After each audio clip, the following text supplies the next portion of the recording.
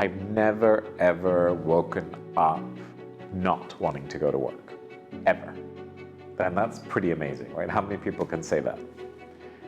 And what keeps me going as well is I have this phenomenal team who work with me who are motivated by the same thing. They're motivated by how can we make a difference? And if you have everybody aligned on the same page, then everybody runs in the same direction.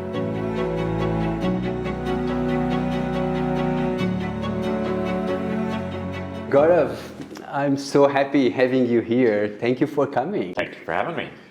Okay, so let's get to know you. Can you tell us about your background and your career so far? I finished school, I went to the army, I went to drama school, I did a degree in theater, I did a degree in political science because that one was supposed to be the safe degree, and interned a bit in Washington, D.C. using the politics, but I interned for a lobby firm.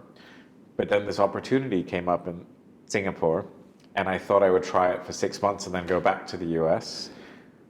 And almost 30 years later, I'm still here. I love it. So when we started with SRT in,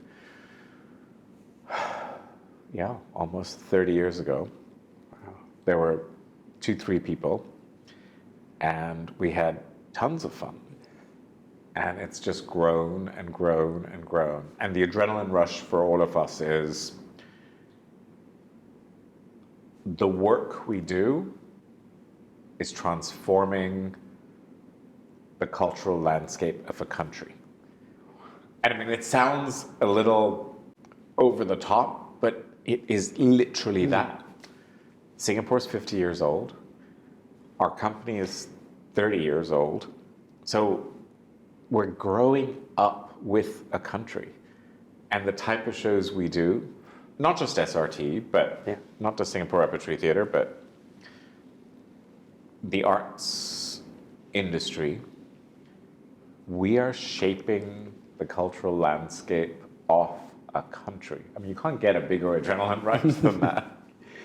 How does that feel? That to me that's what keeps me going.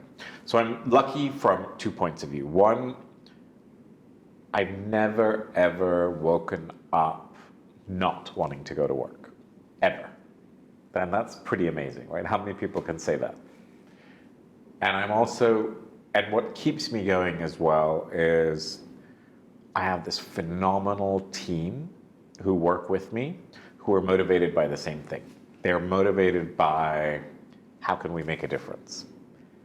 And if you have everybody aligned on the same page, then everybody runs in the same direction. Okay, so I mean, you came from the arts, you have an arts background, and now you are managing a company, and you are also organizing these huge festivals with many people. Where did you learn the leadership skills? I give a lot of credit. I attribute that rather to, believe it or not, the army. I think when I was in the army, I became a boot camp instructor. So I trained recruits. And every 3 months we'd get 40 new recruits. So over the course of 2 years, we had, for every course of a year, you had 40, 40, 40.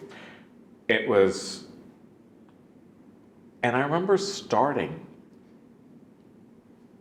and I yelled at my recruits the same way my instructors yelled at me. And I thought that's how it's done. And you learn very quickly that everybody is motivated differently. And I think there are 2 things I took out of the army that were very useful. One was you learn who needs to be cajoled, who needs to be yelled at, who needs to be persuaded, who needs to be incentivized, who needs moral support, who needs a little bit of patience. Once you learn that about different people, then you have 40 people who will do not just what you want, but what will help them make their life easier. And once we had found a way that, or I had found a way to make sure that my recruits were all on the same page and had found what was the right trigger to inspire them and get them going, and we actually had a lot of fun. I mean, as much fun as you can have as in boot camp in the army. So now let's understand, how is that serving you? So how do you build your team in SRT? What is important? So when we started, I mean, like I said, there were 3 of us. And every time I hired someone, as we grew, by the 2nd or 3rd interview, but 3rd latest, I made sure that the entire team, and we were doing this all the way until we had 10, 15 employees. I made sure everybody interviewed the person.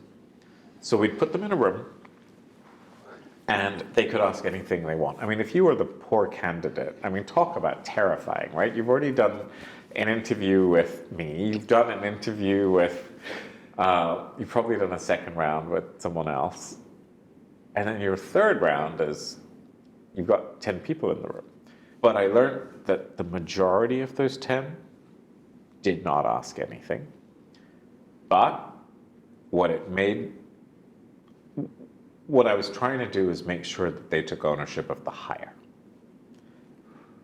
That they were in the room, they said yes. I'm like, if any of you, when the candidates left, I'm like, if any of you have an issue with this or a problem, you need to tell me now.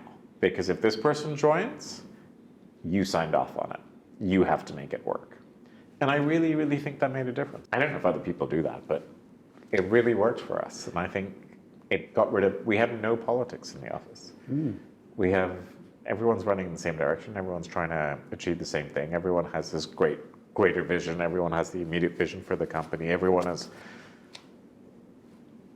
We have lots of problems. Don't get me wrong, as with any company. But everybody, I don't think there's politics because everyone signed off on this hire. It's become a little bit more challenging now. Now we have, I think, almost 30 staff. I can't put 30 people in a room half the time because everyone's running around on different productions. But at least the people that individual is going to interact with the most. And to build that team, what is one of the most important ingredients to build, let's say, a high-performance team? I think for us it's very, you can tell right away. And to me, actually, what matters more than skill is passion. Because I can teach you the job. I can teach you different aspects of how a theater company runs, at least how our theater company runs. And I'm completely sure that the way ours runs is probably unique from others because, like I said, it was trial and error. It's grown up around how we've made it work. But you can't teach passion. So what I try and find are individuals who are driven by the same thing. They love theater. I mean, the joy in life should be that standing ovation of the audience at the end of, like standing at the back of the theater on opening night, and you see the audience jump up to their feet and applaud, and you know that you've just spent 6 months to a year making that show happen, and that adrenaline rush will drive you. If I can find those people, I can teach them everything else. Wow. How does that feel when you finish a play and like... It's incredible. Here's what's interesting. When the play is good, and knock on wood for the most part, I think we do good work. But there's no secret formula, right? It's like making a movie. You could put A-list Hollywood actors in it and the movie could still flop. There's no formula. It's the same with theater. The critical thing is story. If the story is there, if the script is there, everything else is bells and whistles, right? I could do fancy sets, fancy costumes, amazing lighting and sound. Those just make it better. But if the script has to be amazing. Because we're storytellers, right? That's what we do. If we tell amazing stories, then we will take people on that journey with us.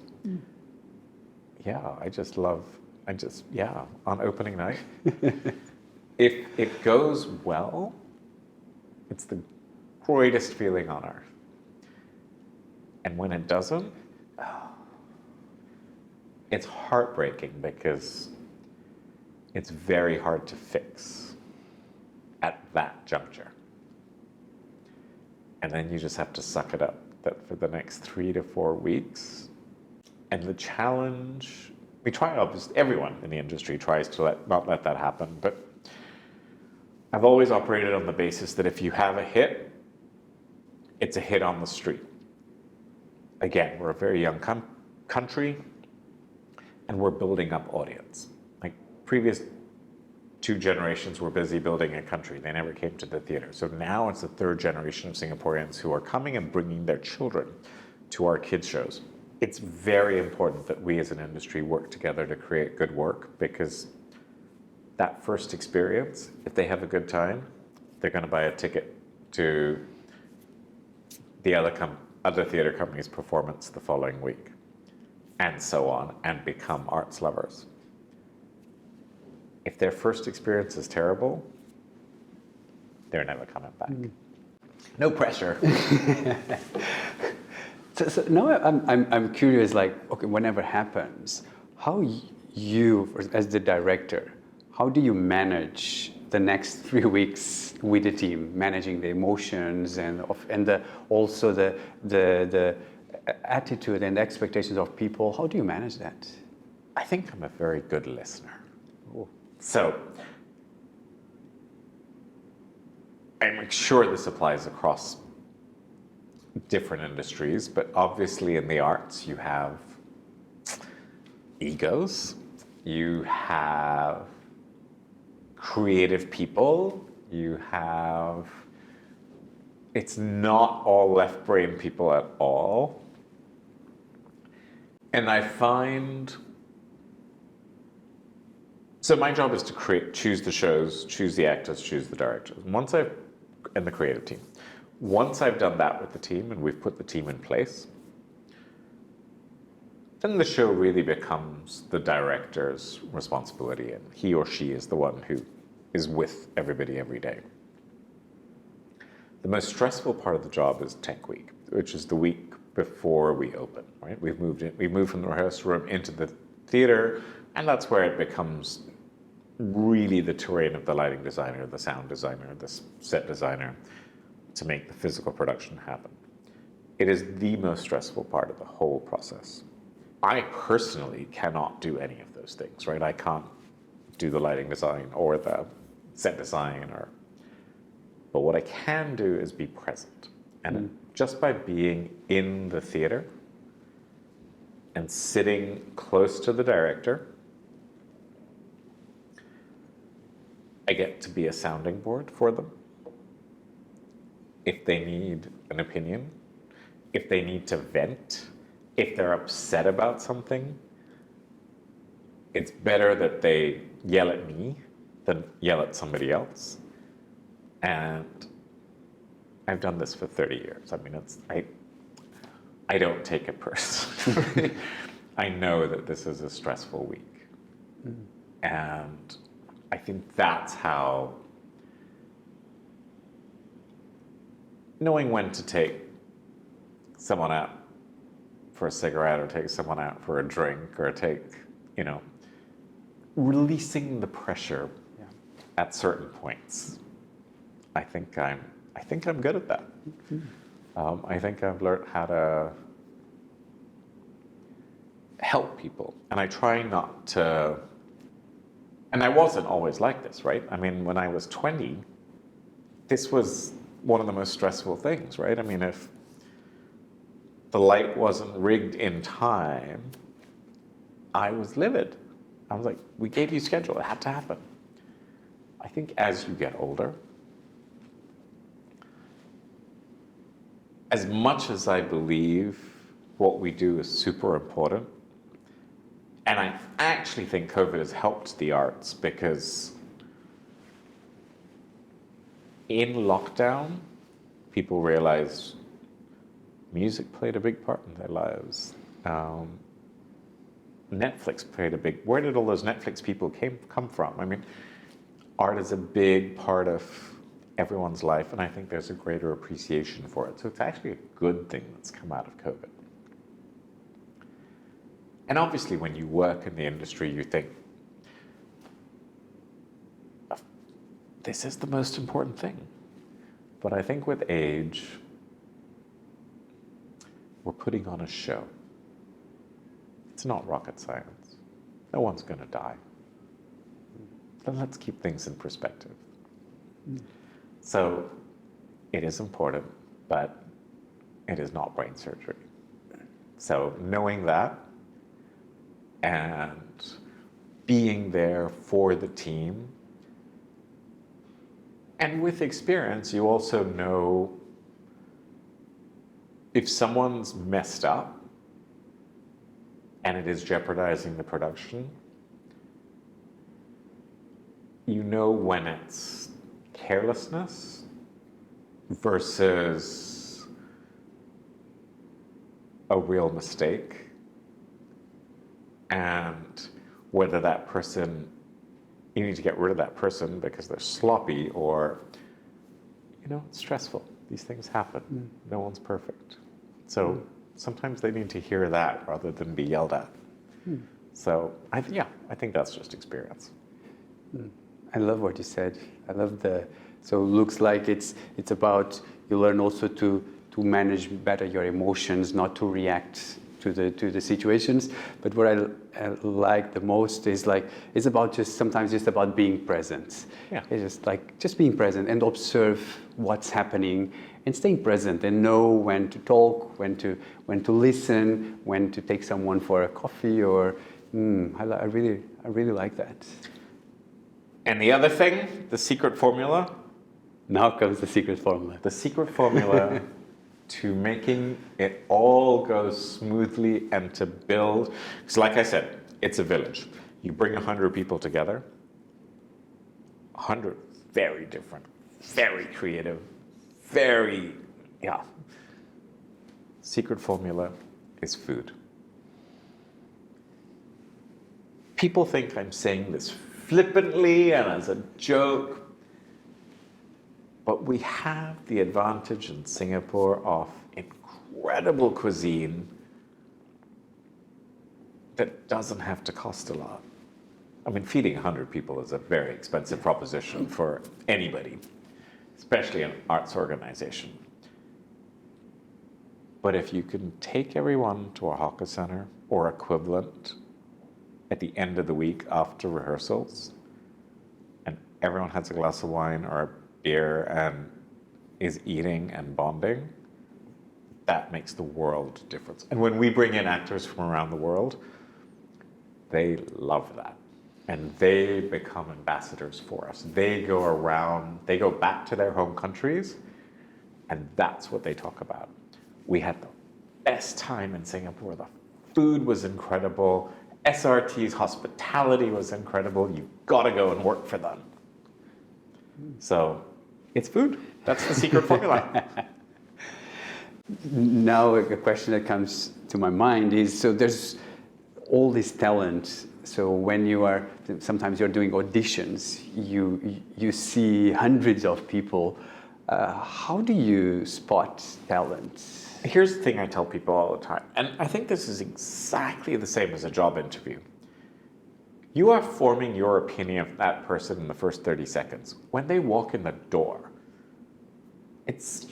I don't understand why people don't appreciate this, but let's talk about actors' auditions. And you're right, we're auditioning 60 to 80 people. We can be auditioning 60 to 80 people in a day over a 2-3 day period.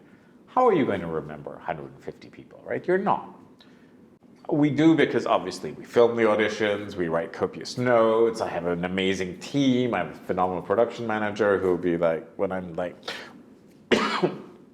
we need a 5-foot tall guy, and she'll be able to pull up for me, okay, these are the ones we saw. So she can do that, and that's how we cast. But the people I will remember that'll stand out to me, out of those 150, maybe 10.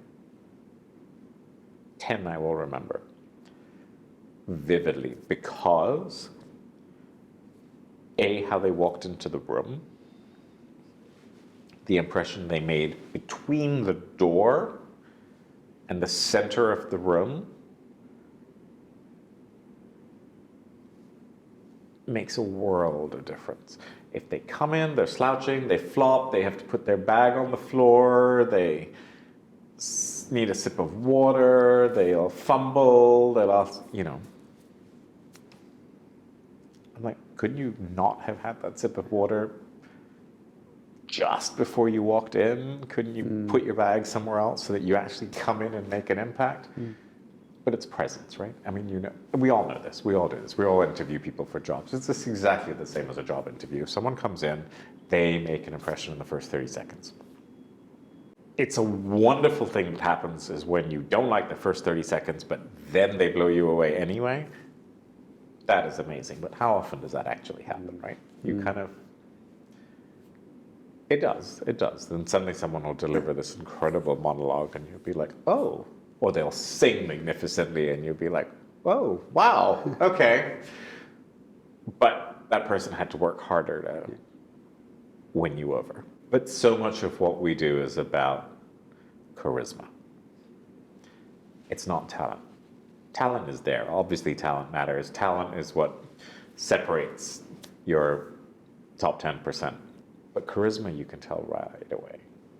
And if you're in the performing arts, you might be the most technically accomplished singer or the technically accomplished dancer.